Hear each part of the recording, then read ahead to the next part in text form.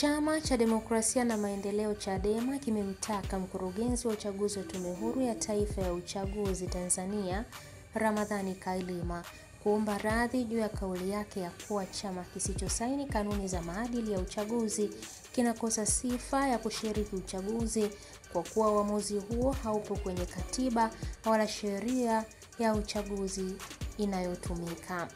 Hayo yamesemwa na mwanasheria mkuu wa Chama cha Demokrasia na Maendeleo Chadema, Dr.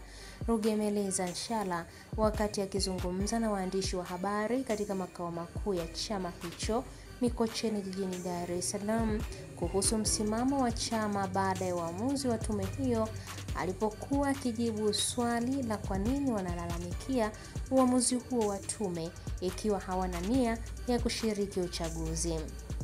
Aidha, Dr. Nshala amesema licha Chadema kulalamikia uamuzi huo wa tume, bado inaendelea na msimamo wake wa kudai mabadiliko kamili na kusisitiza kuwa kauli ya no reform, no election itaendelea kusimamiwa ipasavyo.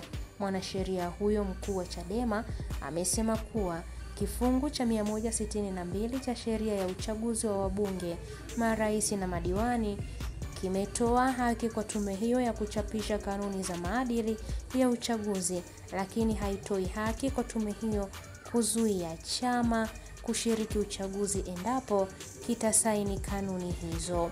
Mimi ni Irene Nziku na hii ni Ambwene Media. Alichokisema mkurugenzi wa Tume ya Taifa ya Uchaguzi ni makosa makubwa, yamekiuka sheria ya nchi, yamekiuka katiba ya nchi, na yamekiuka hata kanuni za zenyewe hizo ambazo hazijaanza kufanya kazi mpaka hivi leo.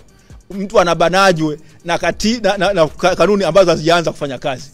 Ndugu Kailima, tafadhali naomba ujitazame mara mbili. Kasome kifungu cha 1.5 cha hizo kanuni na kasome kifungu cha 1.3 za hizo kanuni, uone usahihi wa maneno yako. Na muulize Jaji Mwambegere na Jaji Mbaruku na Jaji Asina kama hayo unayosema ni sahihi, kama kweli tamla zao za sheria wanaziheshimu. Asante.